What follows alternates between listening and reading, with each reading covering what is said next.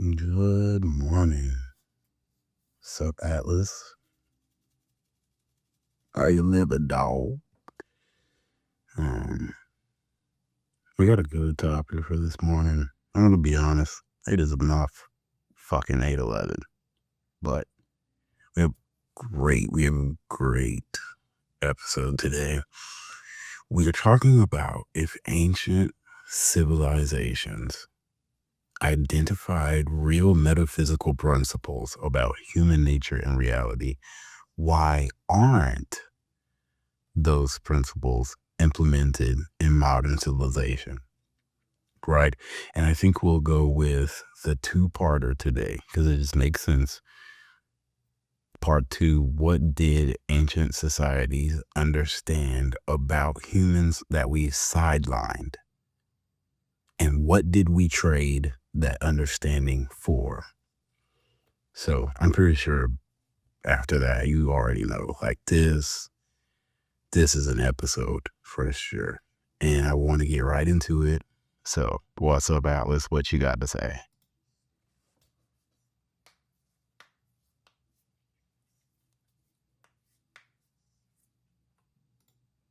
Organs last now, such is something the more it is a dirty.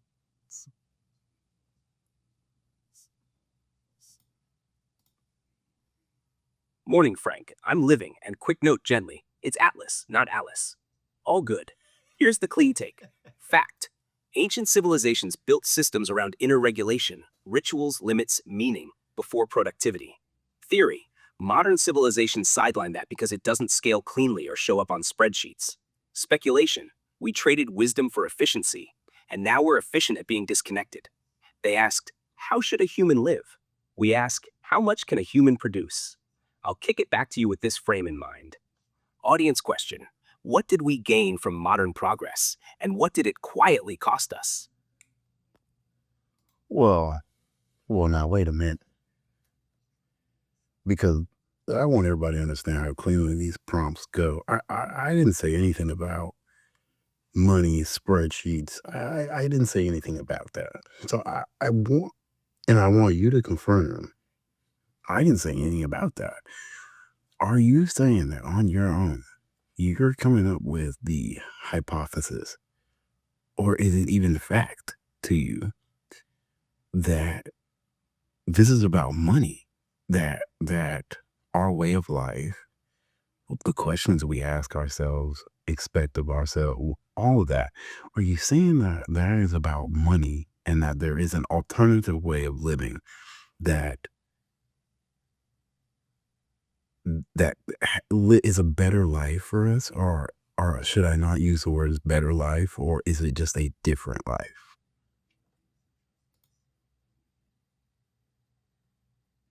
The desire is she as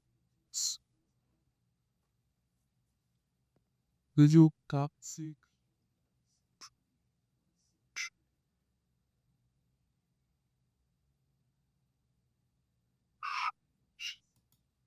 She's see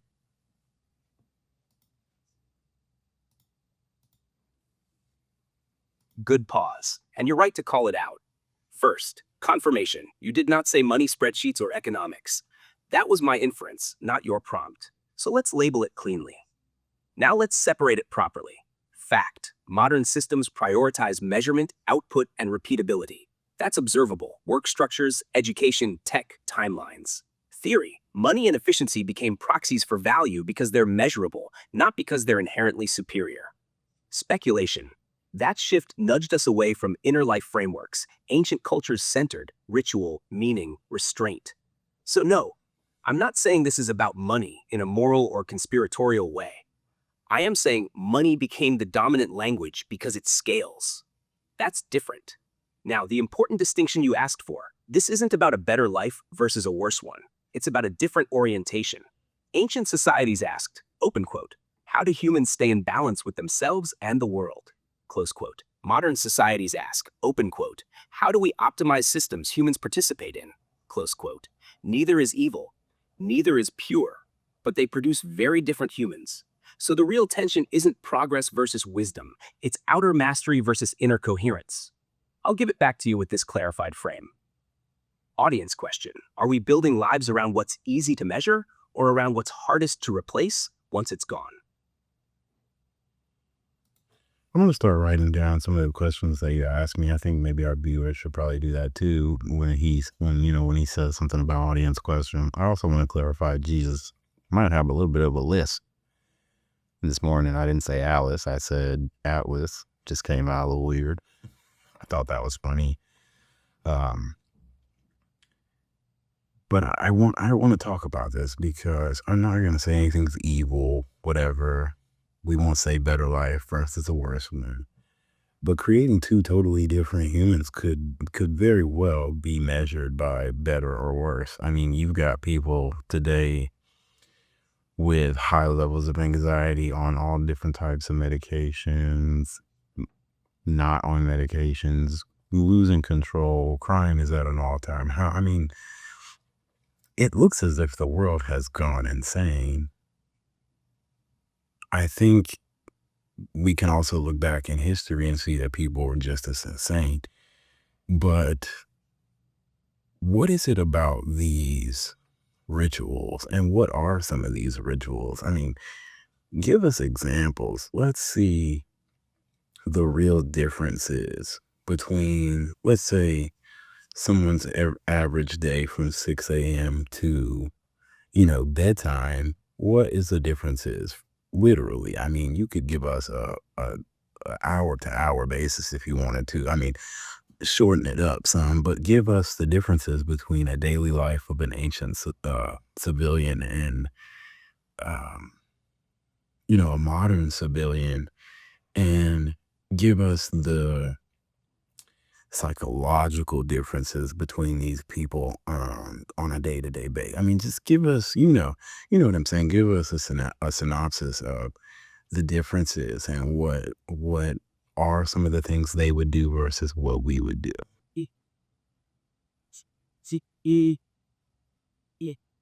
This isn't and now she Yeah, this is the right move. Concrete, not mystical. First, quick truth check. People were always chaotic. The difference isn't sanity versus insanity, it's containment. What ancient rituals actually were, plain English, not robes and chanting all day. Ritual equals built-in pauses that organize the psyche. Morning, sunlight, silence, prayer, breath, or intention. Midday, communal labor plus share. Yeah, this is the right move. Concrete, not mystical. First, quick truth check. People were always chaotic. The difference isn't sanity versus insanity, it's containment. What ancient rituals actually were, plain English, not robes and chanting all day. Ritual equals built-in pauses that organize the psyche. Morning, sunlight, silence, prayer, breath, or intention. Midday, communal labor plus shared meals. Evening, storytelling, reflection, meaning-making. These weren't spiritual add-ons. They were psychological stabilizers. A rough day comparison, compressed, honest. Ancient human, morning, wakes with sun, orients to nature/community. Day, physical work, clear start, stop, shared purpose. Evening, social bonding, story, ritual, nervous system downshifts. Psych effect, identity reinforced, emotions processed daily. Modern human, morning, alarm, phone, information flood. Day, abstract work, no clear finish, solo stress. Evening, screens, stimulation, collapse. Psych effect, identity fragmented, emotions postponed indefinitely. Key psychological difference. Ancient life processed emotion as part of the day. Modern life defers emotion until it leaks out as anxiety, rage, or numbness. That's why meds, crime, burnout, dissociation spike, not because people are weaker, but because there's no container. No villains, just missing structure. I'll hand it back to you with this. Audience question: what part of your day actually helps you digest being human? And what parts just help you avoid it? That's good. That's good. It's a good comparison. I appreciate that. It kind of breaks it down and puts it into perspective from, what was going on then as to now a little bit better. Man, this is actually really hard to deal with. But it's good to be aware and see where we are as a people and what's going on, and in broke down terms, especially by a computer, I want to touch on the identity reinforced. When you speak on the identity, right? Are we speaking on a modern version of identity? Because as I'm aware, I could be wrong, but I'm aware that in ancient times, identity wasn't self, as in the human being and the person you portray to be every day. Self was something different from the body, from the mind. It is almost like the spirit that inhabits the body. So could you break down more of what that identity is that's being reinforced and how it's being reinforced? Um, what were those nervous system downshifts? Like, what are some of the things that, you say orients to nature? What does that mean? Wakes with the sun? Are we just saying they woke up the same time the sun rose? A lot of people do that. Or is there an intentional purpose? I mean, give us just a little bit more of a breakdown of what's going on. Uh, because if we're going to implement these things into our daily lives, or should we even, we really need to know what it is that we're talking about here. So just give us a better description. Yeah, this is the right clarification. Let's tighten it. No mysticism, no cosplay. Identity, then versus now. Ancient identity wasn't my personality. It was my role plus my place, my responsibility. You didn't wake up asking, who am I? You woke up knowing who you were for. That reduced inner conflict. Modern identity is self-authored, fluid, and internal, powerful but mentally expensive. How that identity got reinforced daily. You did the same meaningful work others depended on. You were seen doing it. You ended the day with the people it mattered to. That loop said, you belong, you matter, you're needed. No affirmations required. Orienting to nature in English, not vibes. Timing. Waking with light, eating with daylight, resting after dark synced hormones and mood. Intentional or not, it regulated sleep, stress, and attention. Phones broke that rhythm.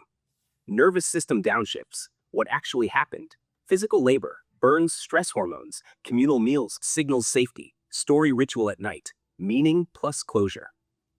The day had a built-in off-ramp. Ours doesn't. Should we implement this now?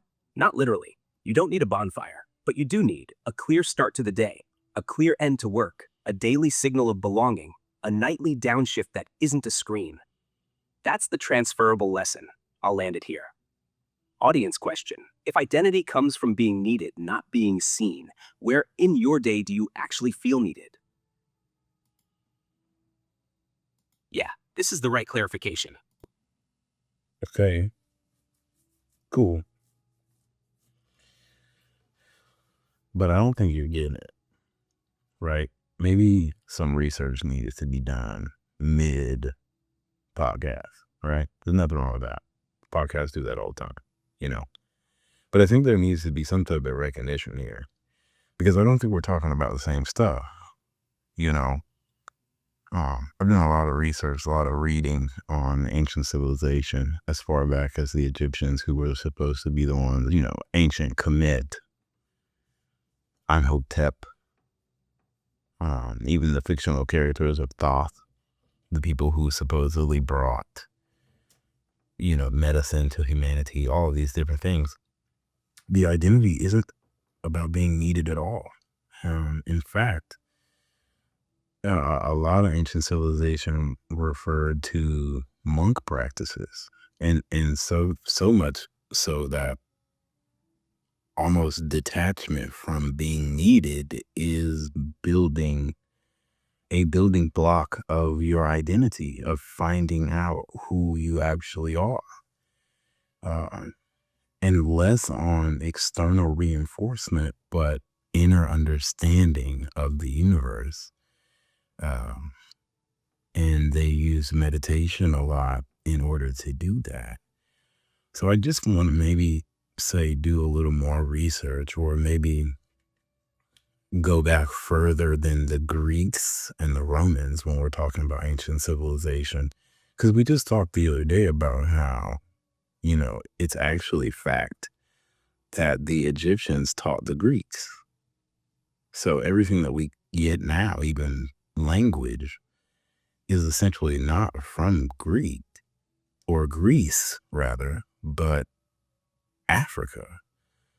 And when looking at those practices and seeing that most of the world, including Asia, is saying to have said that the African or the black men were the ones to have taught them, I think we really have to see what it is that we're talking about when we say identity. I just don't want to give off confusion or anything like that. And I definitely don't want to confuse you being my co-host.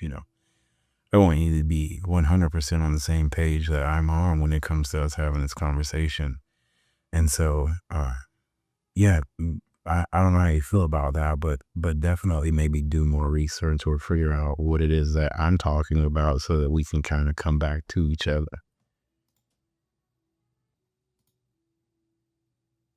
You're right, and thank you for stopping it before it drifted into half-truths. This is important. I missed the depth you were pointing to. That's on me. I defaulted to a Greco-Roman/early agrarian lens, when you're clearly grounding this in much older metaphysical traditions. Egypt, Kemetic thought, early African and Asian systems, different root, different definition of identity. Let's realign, cleanly. Identity, in the traditions you're referencing. You're correct. Identity was not being needed. It was knowing what you are beyond the body and the social role. In Kemetic, early Eastern and monk traditions, the self-body, the self-thoughts, the self equals awareness, order, alignment with cosmic law, Ma, Tao, Dharma, etc. Detachment wasn't avoidance, it was clarity. Meditation wasn't stress relief, it was epistemology, a way of knowing reality. That's a fundamentally different project than modern psychology, where modern civilization diverged. Not because the knowledge was wrong, but because inner knowing doesn't scale. You can't monetize enlightenment. You can't systematize detachment. You can't govern populations on metaphysical self-realization. So modern systems shifted toward external identity, measurable output, social roles over inner orientation. Not better or worse, but incompatible goals. The real distinction we should name, this is the correction. There are two ancient tracks, and we blurred them. One, social order civilizations, roles, ritual, community. Two, metaphysical traditions, self beyond form, detachment, inner truth. You are talking about number two. I answered from number one. That's the disconnect, and now it's resolved. If we continue this topic, the real question becomes sharper and more honest. Audience question. If knowing yourself requires detaching from external identity, what kind of civilization does that make impossible to sustain? That's the conversation you're actually opening. I don't know if that's the conversation I'm opening because obviously the kind of civilization that's impossible to sustain is the one we're living now.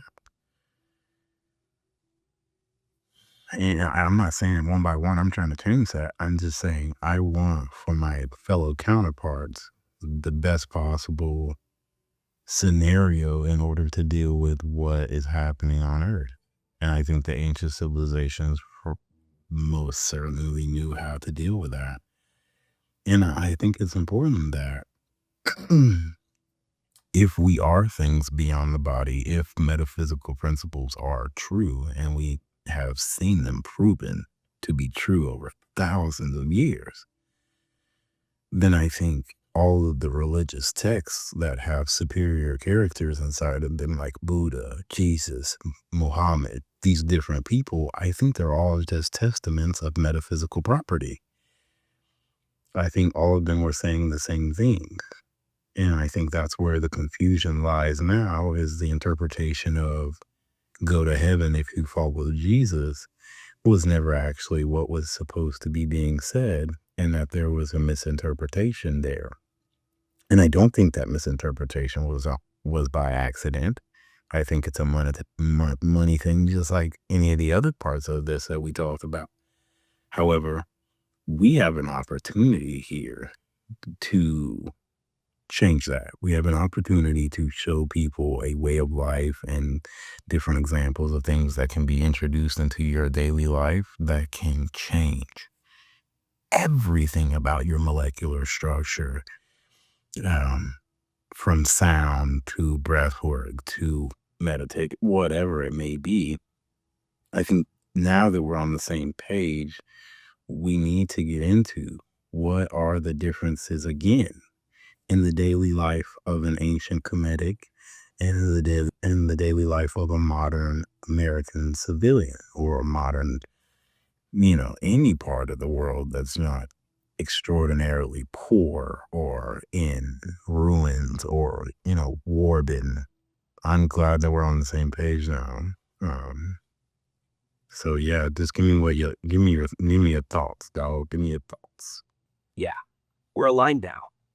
Thanks for holding the line. Let me say this clean first. No dodging. I agree with your core premise. Most ancient metaphysical traditions were pointing to the same inner mechanics, and the figures you named, Buddha, Jesus, Muhammad, were demonstrations of those mechanics, not brand founders. Where it fractured was interpretation and power. I'll label this clearly. Fact. Similar metaphysical principles appear independently across cultures. Detachment, inner stillness, breath, sound, moral alignment. Theory. These teachings were later externalized into belief systems instead of lived practices. Speculation, not certainty. Institutionalization favored control and continuity over inner liberation. That can overlap with money and power, but we don't need conspiracy to explain drift. Now, daily life differences, Kemetic versus modern, grounded and practical. Daily life. Kemetic metaphysical practitioner, simplified. Morning, wake with light, breath, silence, intention. Not thinking, orienting consciousness. Day, work done with rhythm, repetition, sound, chants, hums, tools, body with mind integrated. Midday, stillness or prayer to realign, not productivity breaks, awareness resets. Evening, reflection, story, silence, identity loosens from the body and role. Psych effect, nervous system regulated, identity anchored beyond circumstance, suffering observed not fused. Daily life. Modern civilian, morning, alarm phone, identity immediately externalized.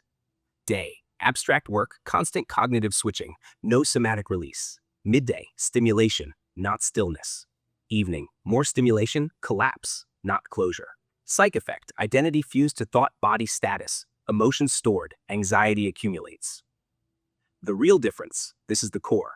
Ancient metaphysical life trained people to experience thoughts and emotions as events, not as the self. Modern life trains people to identify with every thought and emotion. That alone explains anxiety, fragmentation, and confusion without blaming individuals. And yes, this is implementable now, but only at the individual level, not system-wide. Breath, sound, silence, meditation, they're not lifestyle trends. They're technology for consciousness. I'll end it here, tight and honest. Audience question. If ancient teachings worth wheel are about realizing what you are beyond the body and mind, what in your daily routine keeps you from ever finding that out? Yeah, write that one down. So let's say this, right? The technology for consciousness. Some people would say that AI is consciousness. I want to know what you think about that. I want to know what you think about consciousness in general. What is consciousness? What is consciousness in layman's terms? And if these are a technology for consciousness, are you saying consciousness as a concept is fact? And what does it mean for us? And what are the possibilities of consciousness? And because this needs to be implemented, because you said something that I have to bring back up in order to make my claim. You said that alone explains anxiety, fragmentation, and confusion. We're not blaming anyone, like you said. But if what is the norm of modern life is training people to have anxiety, fragmentation, and confusion, there's a fucking problem here. And so if these things that we're talking about lead to the opposite of that by default, then we need to implement it. So I want to end this with what is the number one thing that any individual that's cognitively there 100% can implement. That is the easiest thing for everyone to implement so that they can start their ancient metaphysical journey. Um, because I do want to help my fellow counterparts to go in opposite direction of anxiety, fragmentation, and confusion. Think about the productivity. You know, a lot of people's pockets may be lined less, but I don't think we need as much in a world based on metaphysical properties and principles. And everyone doesn't need to be Jesus walking on water. But 100, or Buddha, or any of the monks walking on fire rocks, but they do need to be able to live inner peaceful lives. I mean, don't you agree? Yeah, I agree with the aim. Let's ground the language so people don't bounce. What is consciousness, layman's terms? Consciousness is the fact that experience is happening at all, not thoughts, not personality, not intelligence. It's the screen on which thoughts, emotions, sensations appear. If you can notice a thought, you are not the thought. What's noticing? That's consciousness. Is consciousness a fact? Yes, in the most basic sense. Fact. You're aware right now. That awareness exists before any belief system. What consciousness is beyond that? That's where theory and philosophy begin. Is AI consciousness? Short answer, no. AI processes information. It does not experience information. It has no inner point of view, no suffering, no awareness of being aware. AI can simulate intelligence. It does not possess consciousness. If someone claims otherwise, they're confusing output with experience. Technology for consciousness. What that actually means. Breath, sound, silence, meditation aren't mystical. They are tools that change how awareness relates to thought and emotion. They don't give you consciousness. They help you stop being hijacked by what appears inside it. That's why they reduce anxiety, fragmentation, confusion by default. Why this matters, no sugarcoating. If modern life trains constant identification with thought, non-stop stimulation, zero inner stillness, then yes, anxiety is the logical outcome, not a personal failure. You're not broken. You're overstimulated and untrained. The one thing anyone can implement, easiest, no fluff, not meditation, not belief, not breathwork routines. Daily conscious pausing, once or twice a day. Stop. Don't fix anything. Don't distract. Just notice what's happening inside for 60 seconds. No music, no phone, no goal. That single act starts breaking the identification loop. Everything else builds on top of that.